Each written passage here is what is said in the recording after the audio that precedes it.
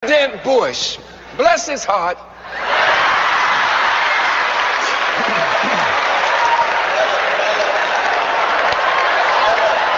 is worried about weapons of mass destruction. No dark nation should have a weapon of mass destruction. They have a fear. France got it. England got it. I think Germany may have something. South Africa has it. Israel has it. These are some of them, the former colonial masters. They have the right to have it, but don't give it to a darker power. We're worried about China has it. India has it. Lord have mercy. Pakistan got it. Korea was the axis of evil. Now Korea said, well, we got it. All of a sudden they fell off the screen. It's now Iran and Iraq. Well, if they are so afraid of weapons of mass destruction, my teacher, the Honorable Elijah Muhammad, said, our unity is more powerful than an atomic or hydrogen bomb. That's the one thing we have never tried.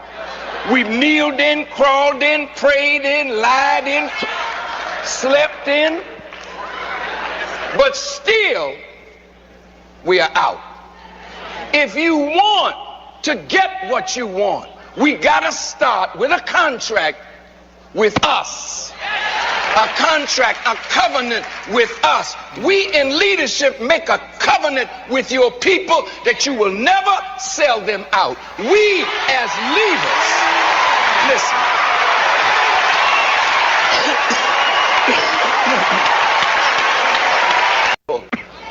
That nothing is more important than the salvation of a people who are now on a death march.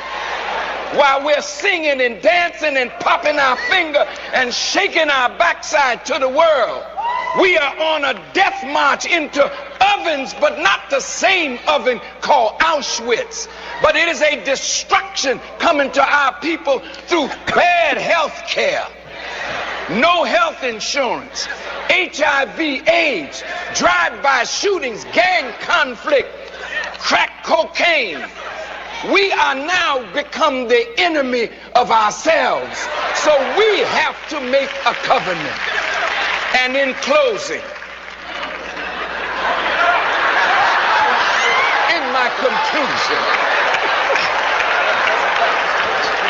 oh yes, I'm a Baptist preacher now.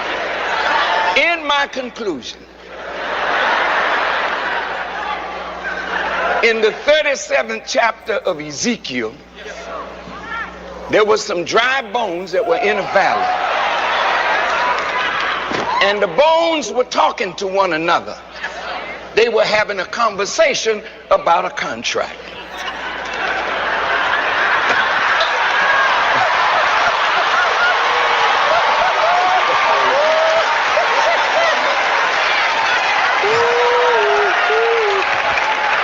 And as they were having this contract, some of the bones said, our hope is lost.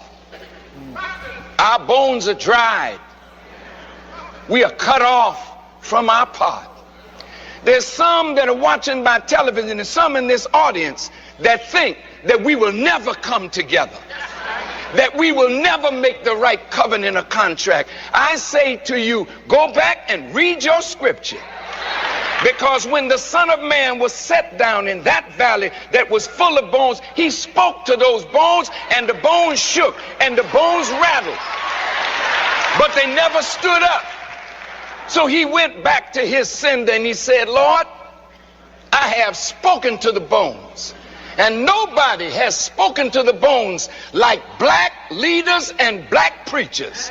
Nobody speaks to the bones like a Reverend Jackson or a T.D. Jakes or Bishop Long or Bishop Patterson or Cornel West, and those of us that preach, Reverend Sharpton, the bones always listen. The bones shake.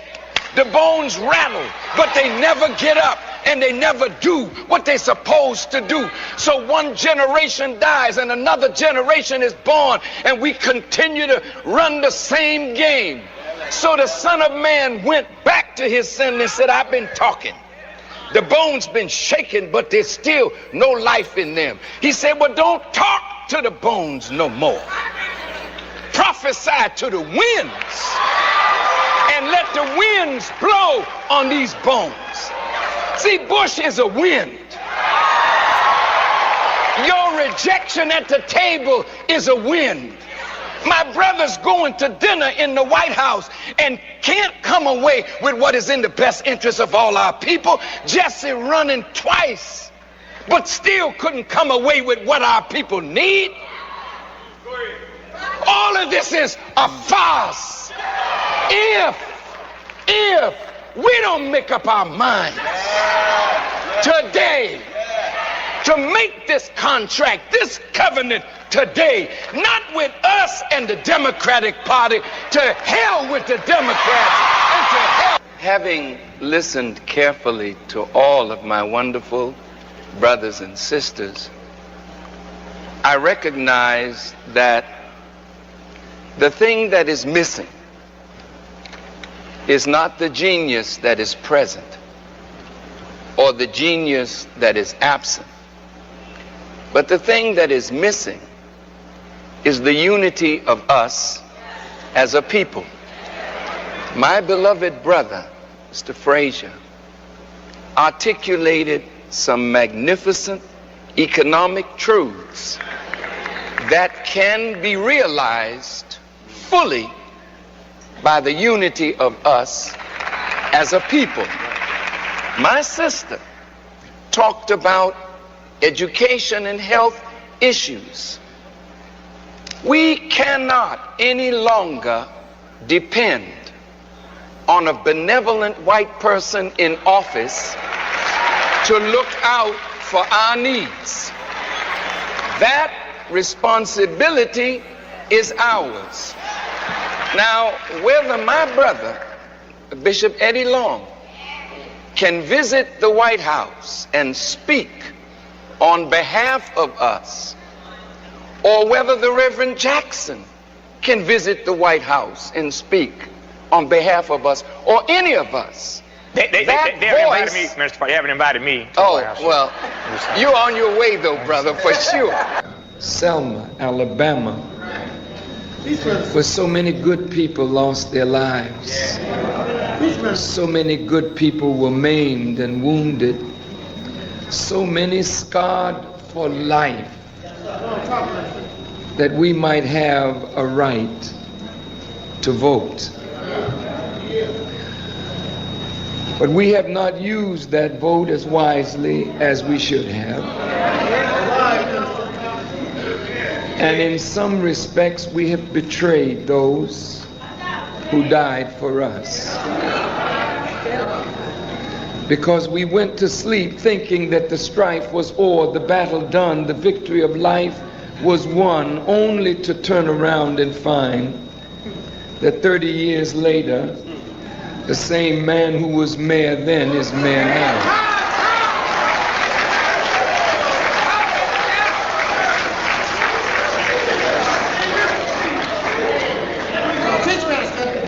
We know that all human beings can be redeemed. And we believe in redemption. But things are still the same. You have the right to vote. You have wonderful politicians. You have people that are serving in many different capacities. But if you look at the condition of the masses of our people, it remains the same. So we did not get the right to vote, and Mother Cooper did not knock down the sheriff for us to be knocked down by machinations and schemes that rob us of the freedom that they suffered to try to give us. I'm not here in Selma to create any problem. The problem is already here.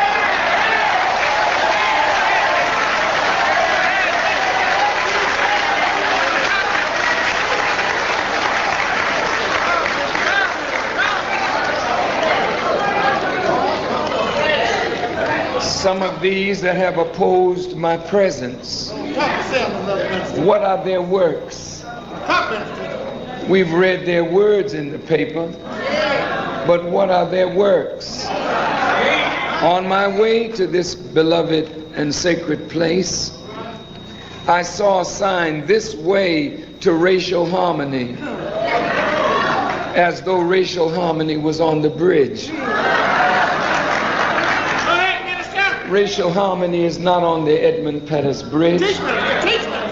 Racial harmony can only come when there's racial justice.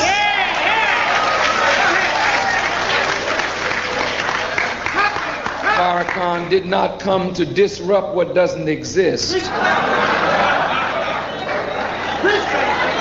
see,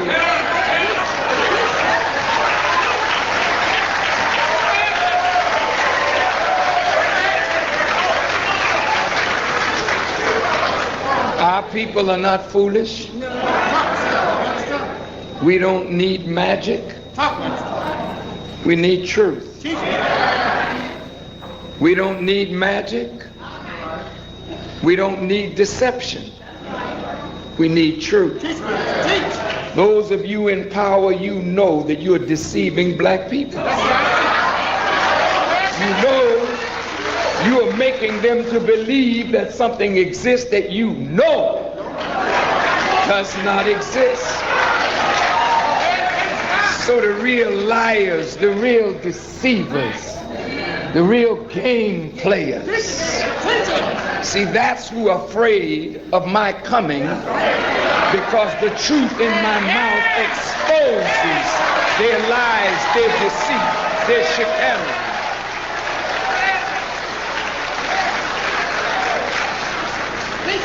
While I was walking through the museum of voting and civil rights, it took every bit of strength to keep the tears from falling from my eyes, to think of how my brothers and sisters have suffered to vote for the same people that put them in this condition.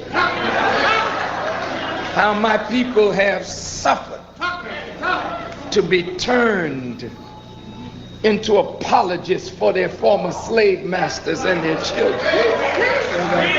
How my people have suffered for a vote to put some of you in office and then you sell them out.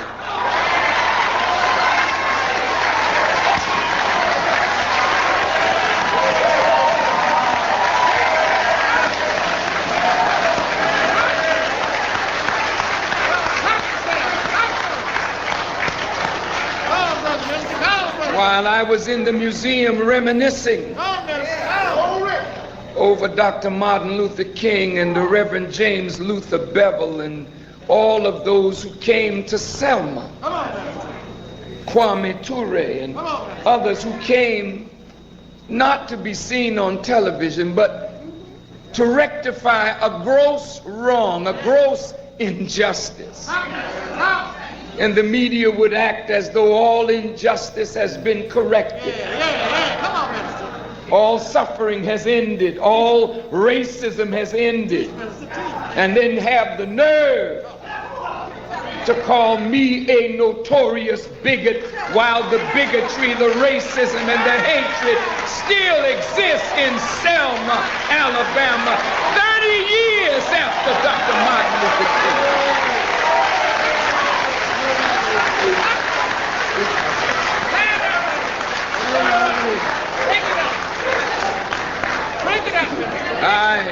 I'm not here to stir up hatred. But if you had not been unjust to black people, there would be no hatred for nobody to stir up.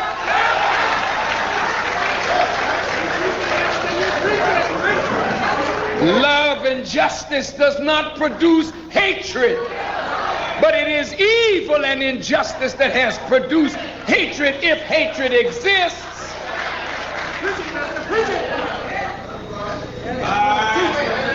While I was in the museum, His Honor, the mayor, Mr. Smitherman, came to see if the people of his plantation are still all right.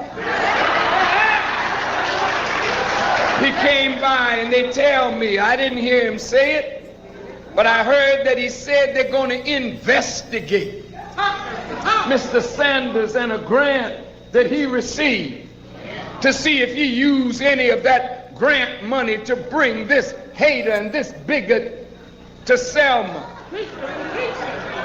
I wish he was here so I could tell him to his teeth.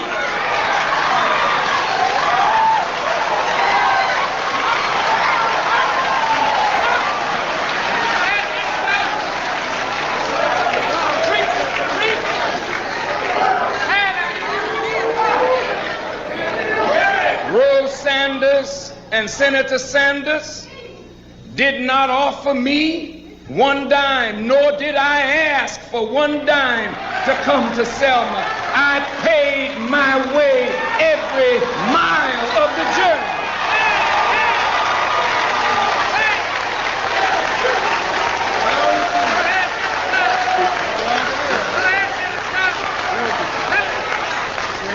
And the love offering that you gave, thinking that you gave to me, I put $100 in that bucket, and I'm giving every dime right back to Selma, that Selma may improve her own condition.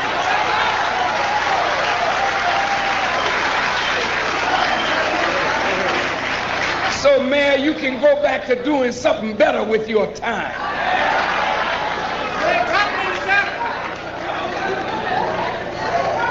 I came here to Selma to talk to you.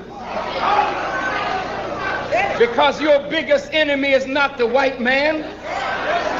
Your biggest enemy is your fear of the white man.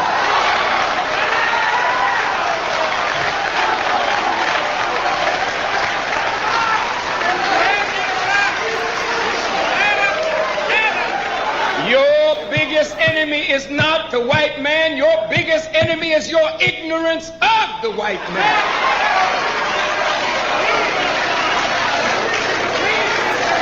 Fear and ignorance is your number one enemy. How dare you say you are a Christian and that you know Jesus Christ and are walking in fear of the very shadow of your enemy? The scripture said perfect love casteth out fear, and that is your problem. You don't love God enough. You don't love yourself enough. You don't love one another enough.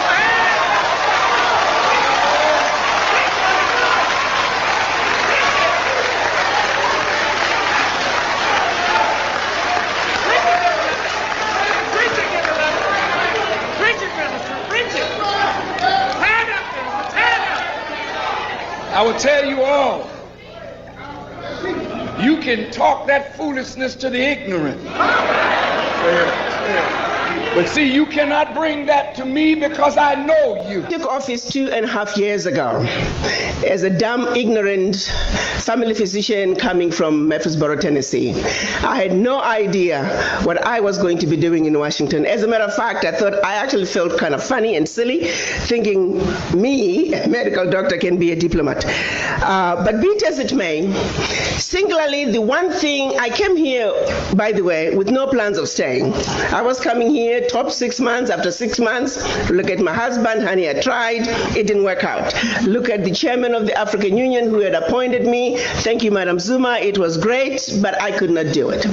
But 5th month into this position, one issue that kept coming to me and became very apparent was the disrespect for the African. I knew it existed, I just didn't understand the depth and the profoundness of it. And not only that, as I began to understand it even deeper, I began to also understand its economic implications when it comes to how we are perceived on the world stage, how this simple fact of simply disrespecting the African had serious implications and is at the root cause of why Africa is not able to move forward. And as I went and tried to understand and dig further to say, what is it about us as black people around the globe? Why is it that we are so disrespected no matter where you go? And I often say, was there a memo sent out to say wherever you go, if you are not a black person, you see a black person, you're automatically superior to them and you have a right to disrespect them?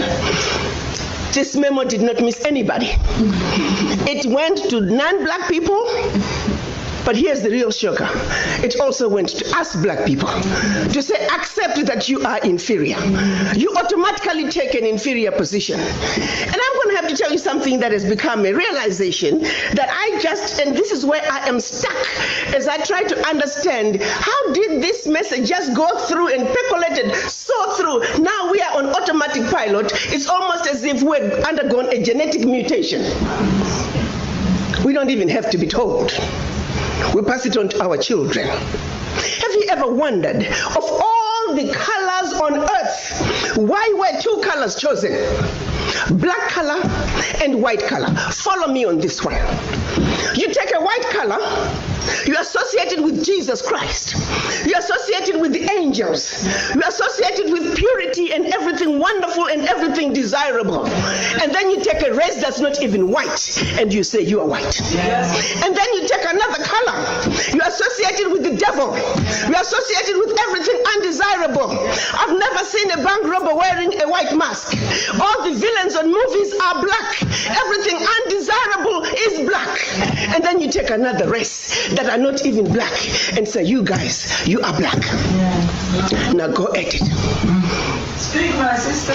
As we black mothers are trying to raise our children in our own homes, as much as we try to tell them that you're black and you're beautiful, guess what? The minute they step outside the door, the messages are completely different. A barrage of subliminal messages telling our children that that which you represent is horrible. How do we fight against that? How do I tell my granddaughter that you're black and beautiful, but the world tells her otherwise? The voices echoing her blackness as a symbol of everything undesirable are much, much louder than even we black mothers. We come together, we can never drown those subliminal messages. They were all by design. Let me take you to the beginning. Certainly for Africa, your continent. Because as we gather here today, as we try to strategize, as we try to create those linkages between those Africans away from the continent and the Africans on the continent, we must understand, how did we get here? And for Africa, it starts with that monumental decision when the colonizers, came together in Berlin in 1884. And let me say, prior to 1884, they were coming to Africa in a haphazard way. They had started with slavery. And then when they felt like they needed the slaves to stay on the continent, they say, oh, we no longer believe in slave trade. Let's stop it. No. It was really just another way of saying the labor is needed on the continent. Let's keep the monkeys on the continent so we can continue to exploit them.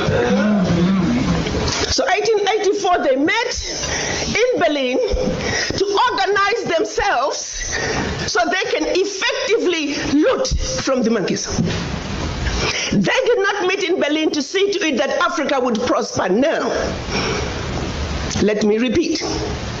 The colonizers met in order to see to it that your Africa, our Africa, and her children, not only on the continent, are forever defeated and dominated. That was 135 years ago. The manner in which they did it, they took out the map of Africa while the Africans were sleeping, minding their own business. started to chop up your continent into the tiny little countries that we see today. The bigger and more powerful a kingdom was, the more countries that came out of it. Not only more countries, but these countries were given to different colonizers who spoke different languages. Let me bring it home for a second. Pretend you're driving from Zambia, you're speaking English. Pretty soon you are in Angola, you're speaking Portuguese.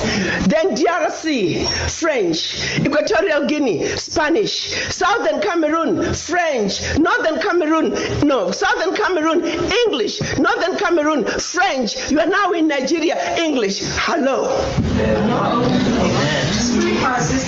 These were the same people. Prior to 1884, we were powerful, amazing kingdoms with well-established educational and religious systems. If the truth be told, we had the civilization. We were the civilized. They were the devils, the uncivilized ones. They set out to take everything that symbolized civilization in Africa. To this day, they're still refusing to give up those relics. If those relics were not that good, why are you keeping them? We were way ahead of them in our civilization. They set out to destroy us. And Berlin Conference put the nail on that coffin. So they gave Djibouti the same sovereignty as the United States. They gave Burundi the same sovereignty as China. They gave Togo. You see, the EU realizes individual little countries, they can't survive on the world stage. So they came together as the European Union. Now picture this now. So they cut up this Africa into the tiny little countries, small economies that could never survive on their own, but gave them the same sovereignty as the big boys. So that way, when the little bitty countries go to the world stage for the purposes of development and discussing trade, they're wannabe boxers who are being thrown into the heavyweight boxing ring every day.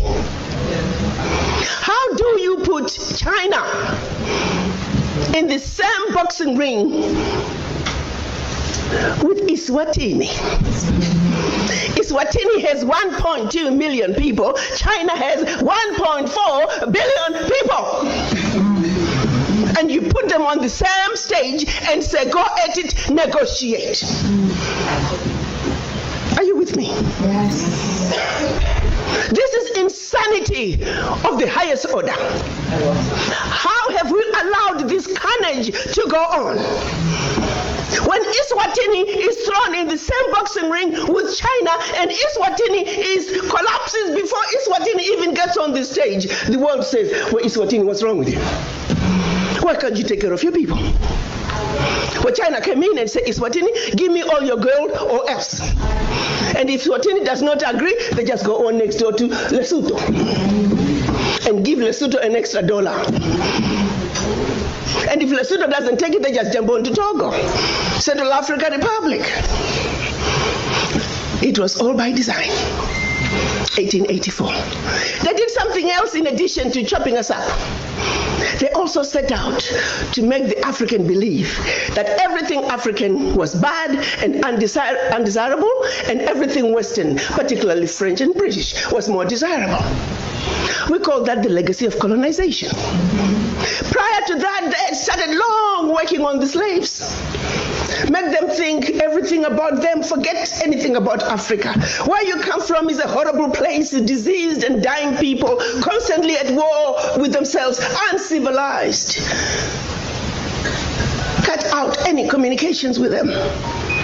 You need to just know what we tell you. And we call that the legacy of slavery. So that's where you look at where we are today. 135 years later, a system that was put in place to see to it that Africa and her children are forever defeated, that Africa is forever exploited, remains in place today, alive and well. And we sit here and we ask ourselves, why isn't Africa moving forward? Why does Africa continue to be taken advantage of? Well, I'll tell you why, very simply. Until Africa comes together as a continent speaking with one voice, one continent, one people, nothing, and I repeat, nothing is gonna change. As individual little African countries, we are wannabe boxers. We will never make it fighting against the heavyweights. We must speak with one voice. Yes. And this is exactly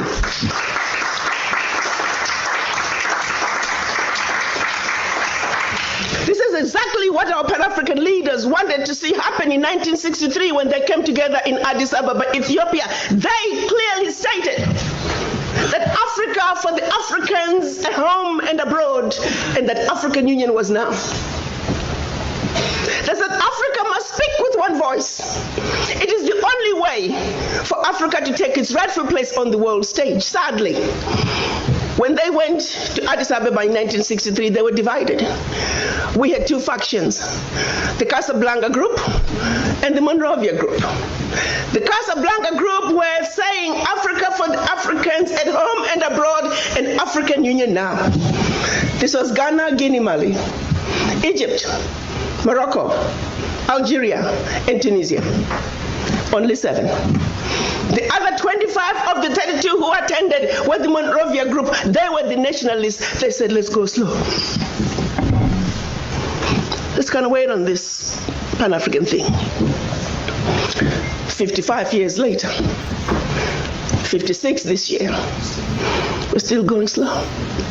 As if it wasn't bad enough that we were divided up into the tiny little countries that we are today.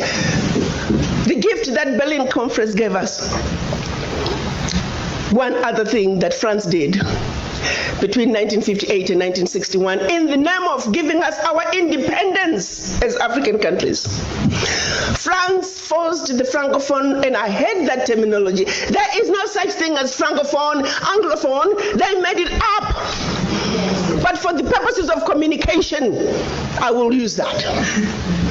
14 of those countries, they said, in order for you to get your independence from us, you must sign this document. You thought they could have found a better name for the document. The document was called the Pact for the Continuation. I repeat, the Pact for the Continuation of Colonization.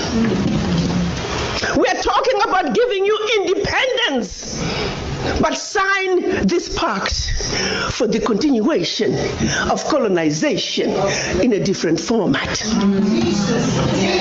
And I'm going to highlight some of those issues that they said you must agree to if you are going to be independent. Hello. Maybe we need to redefine the meaning of independence for the French.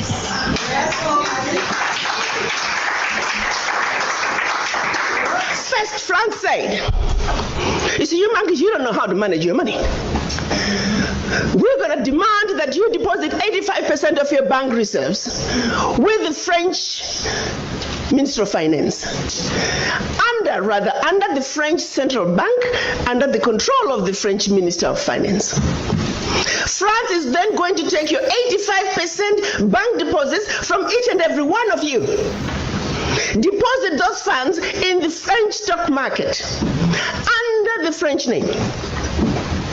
And you may or may not know the returns. Today, as we speak, the latest figures are saying for every 14 billion that France invests in the stock market from Africa, they are realizing upwards of 300 billion in return. Every year in, year out, because of these deposits from the African countries, France is taking out of Africa over $500 billion. Now figure it out. For every 14 billion, the returns on the investment are over 300 billion, and they are taking over 500 billion.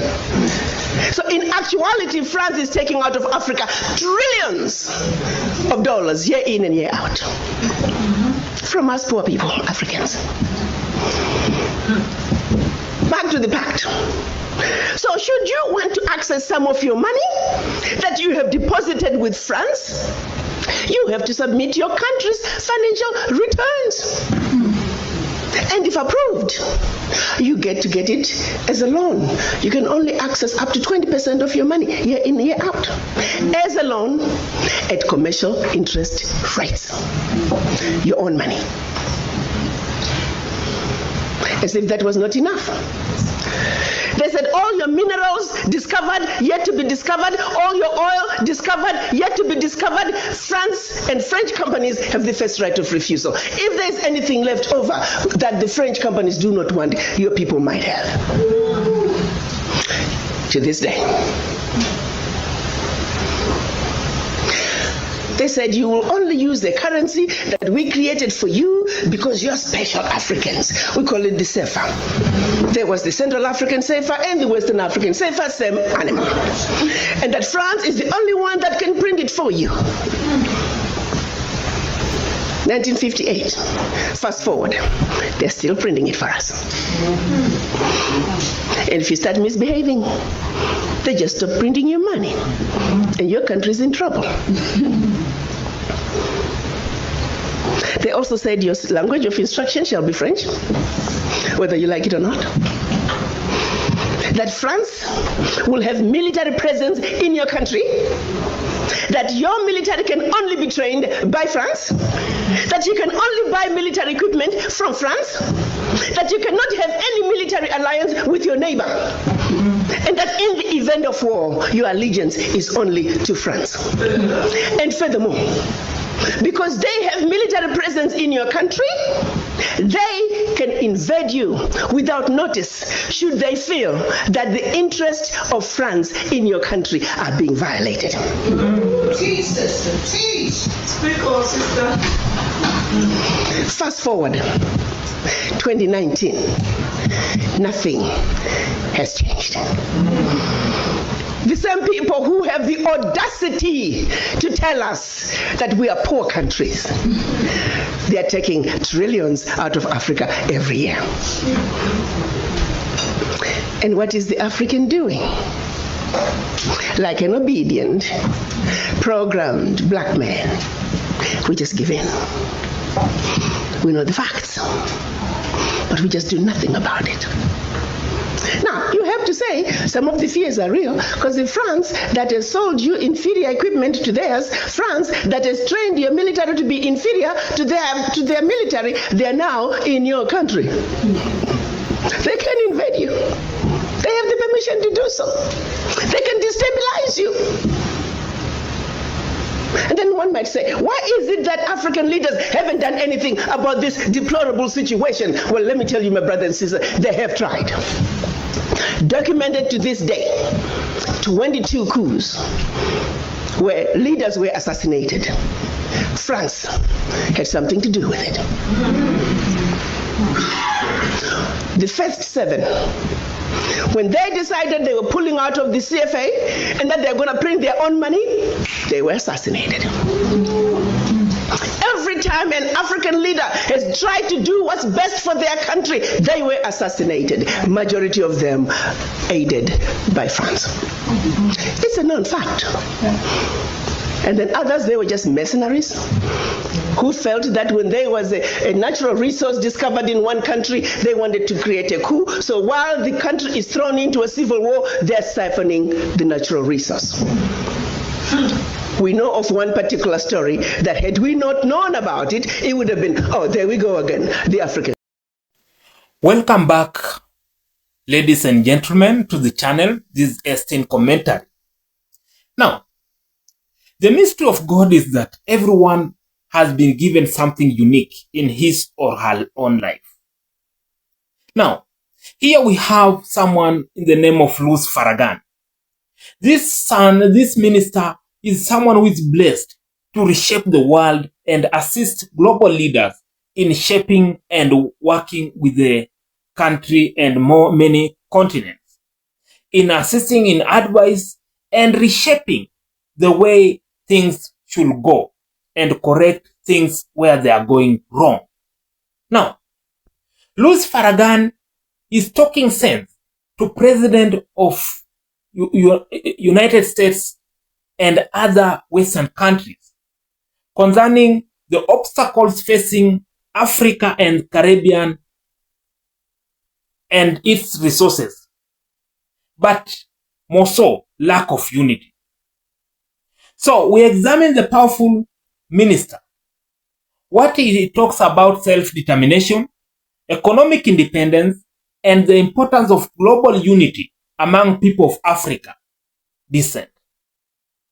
So, stay tuned to this channel so that you may understand deeper why Louis Farrakhan is a very important icon when it comes to sovereignty and discussing things concerning global prosperity. So, this is indicator commentary. Stay tuned. I'll be coming back with more comments and reaction. Remember to like, subscribe, and share. Appeal to our brothers and sisters in Jamaica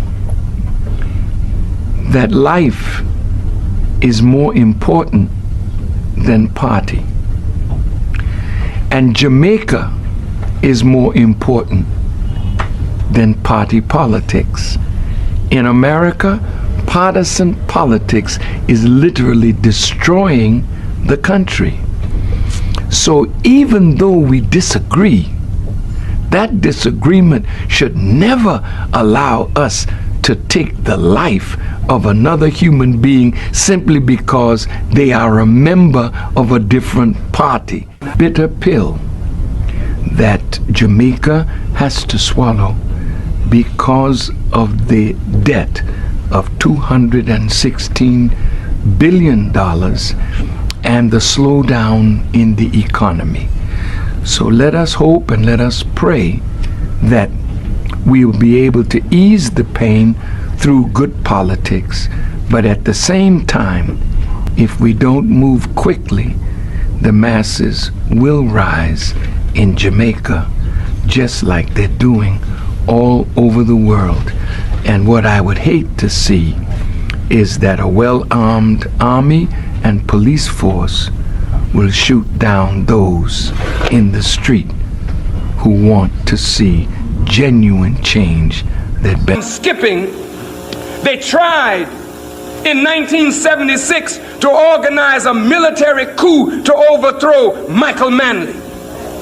In 1976, they supported attempts to assassinate Michael Manley on 3 different occasions. The little man who led Jamaica, who spoke at Savior's Day, was such a threat to our government that they attempted 3 times to assassinate the man in 1976.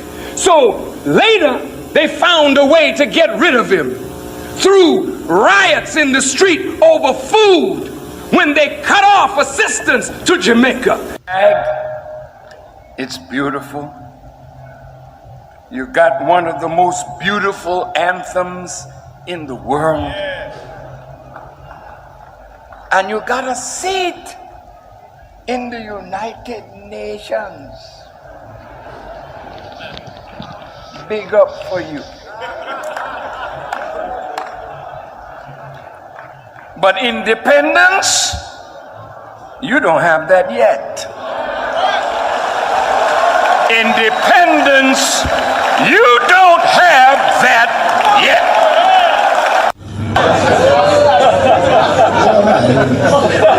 He was a handsome Jamaican. And he had light skin and what they call good hair. Lord help us. Hair has now a moral quality attached to it. But she told me that my grandfather, his father, was Portuguese. So I said, Portuguese?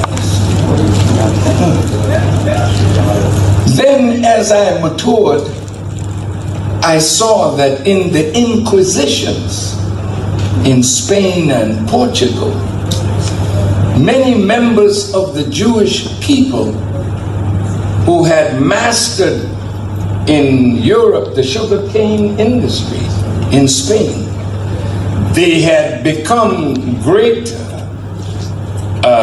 we call it entrepreneurs, financiers. But in order for them to continue to live, they either had to say, I'm a Christian to survive, or flee. And many fled Spain and Portugal and came to what is called the West Indies and South America, namely Brazil. Now, if you study the slave trade, I don't want to labor on that so much, but in the Babylonian Talmud,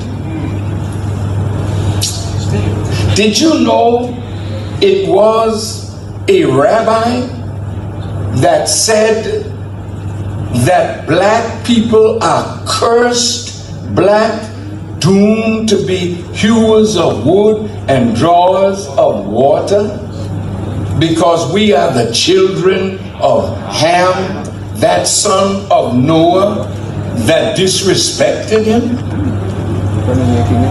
When you look at how black people are treated, no matter where we go in the world, that poison that we are somehow an inferior people, doomed to be hewers of wood and drawers of water of Caucasian people.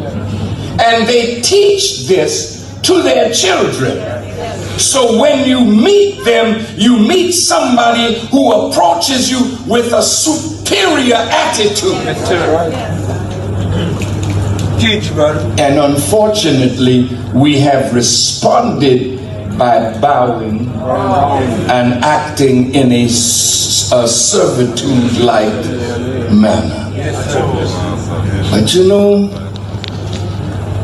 as I studied the migration of the Portuguese, the Spanish, the Dutch, the French to the Caribbean, it was slavery that enriched Europe.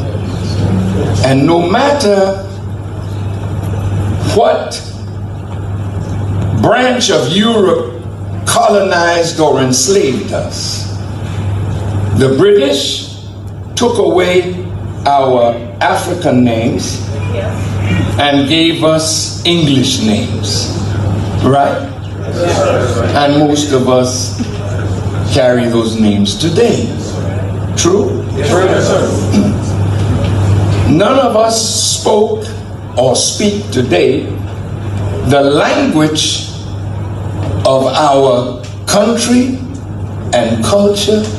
We speak English because the English captured us and gave us not only their language, but their religion. Yes, sir.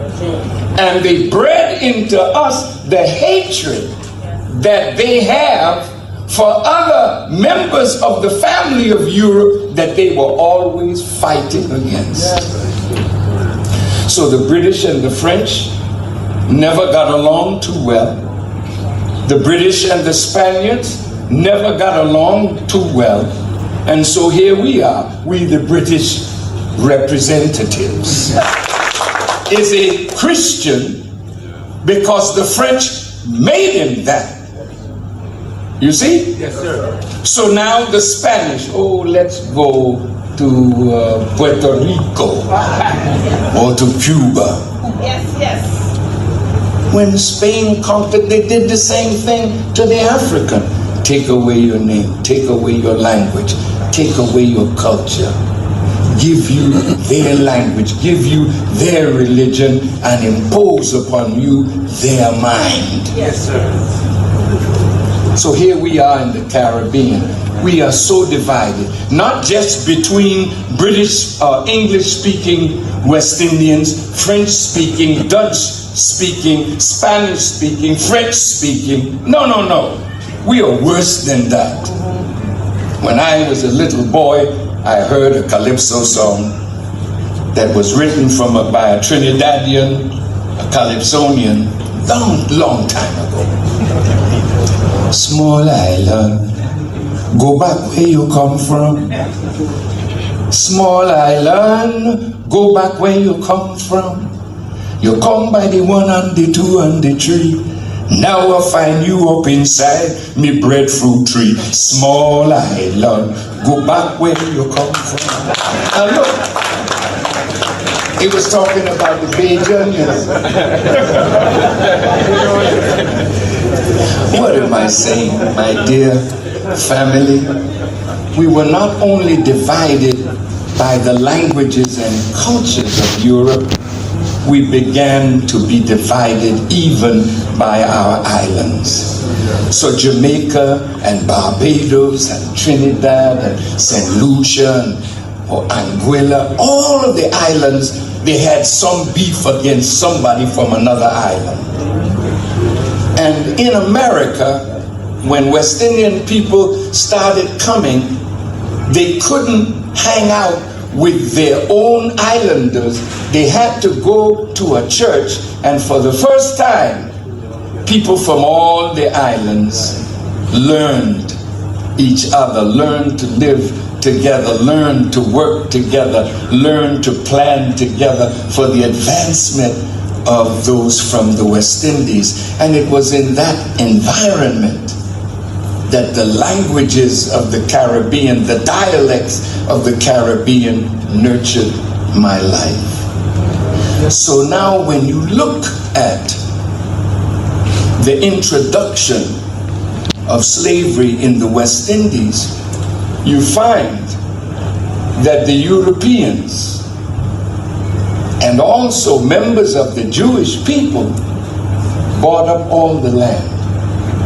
So the land where we worked in the cane fields was owned by somebody else.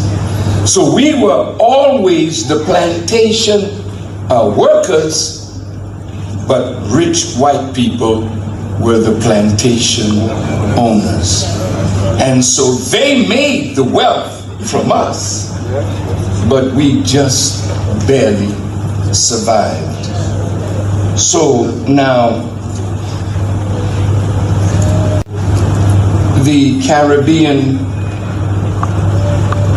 gave to the world sugar, bananas, pineapple, rice, and coffee. And in Brazil, there was sugar, tobacco, cocoa, and cotton. And the whites were the masters of the production and marketing of all those things. And of course, the British, the French, the Dutch, the Portuguese, the Spanish, all controlled these territories at various times. But no matter which European nation controlled the land and the sea, it mainly was the Jewish merchants who controlled the profitable trade in the produce of the Caribbean and America. And so here we are today. This is too... Wow. Welcome back to the channel. Thank you for staying tuned. I believe you have enjoyed the video and you have learned a lot of things. Now, here we have something called the power of unity, which is one of the strongest themes throughout the speech in the importance throughout the speech.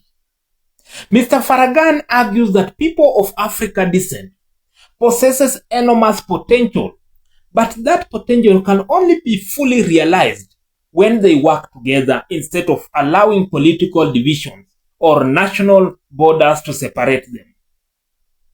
He encourages Africans across the continent and people throughout the Caribbean and the wider diaspora to recognize their shared history and common interests. According to the presentation, collective actions can create stronger economies, greater political influence, and more opportunities for future generations. The speech emphasizes that lasting progress requires cooperation between nations, communities, and leaders who are committed to improving the lives of their people.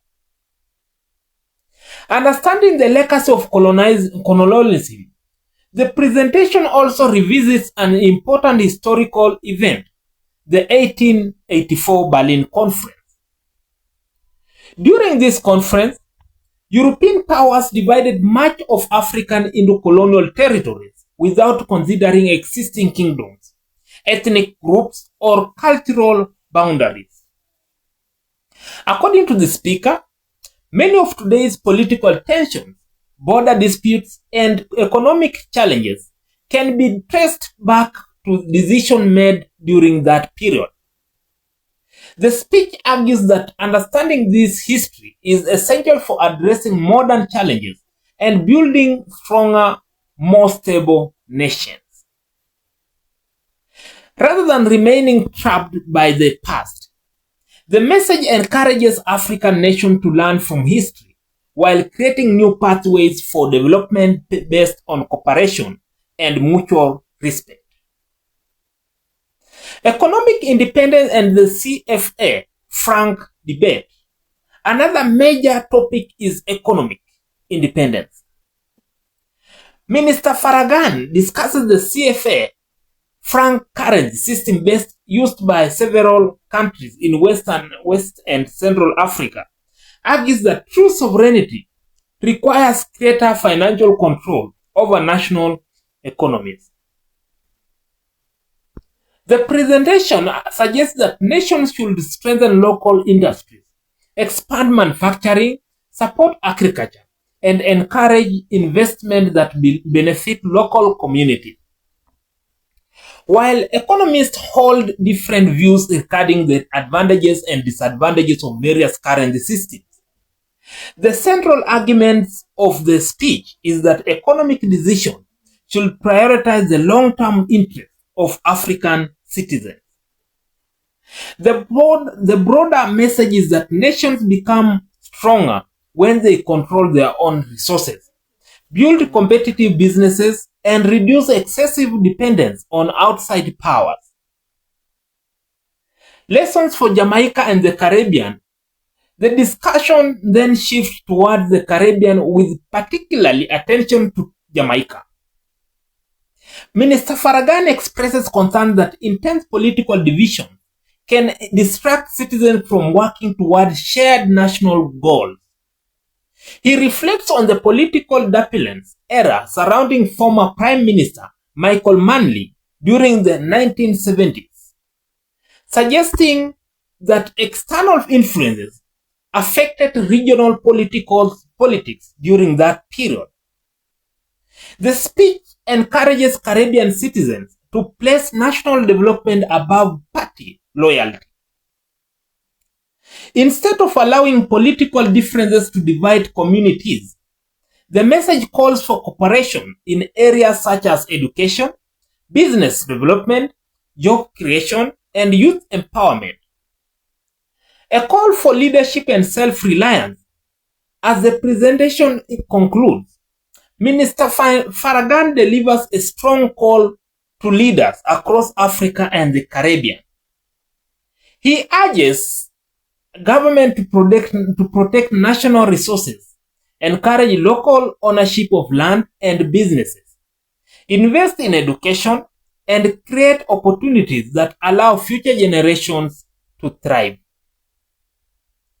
He argues that sustainable development cannot rely solely on foreign investment or outside assistance. Instead, the long-term prosperity comes from empowering citizens, supporting entrepreneurs, developing local industries, and ensuring that national wealth benefits the people. Throughout the address, the recurring message is that meaningful change begins with the responsibility, vision, and collective effort. Overall, this presentation offers a passionate perspective on unity, economic independence, and leadership within Africa and the Caribbean. While some historical and political interpretations discussed remain subjects of public debate, the broader themes of cooperation, self-reliance, and investing in local communities continue to resonate with many audiences. The speech challenges viewers to think critically about history, governance, and economic development while asking an important question. What kind of future can we can be built when people unite around a common purpose. If you find this summary informative to you, don't forget to like this video, share your thoughts in the comment section, and remember to subscribe.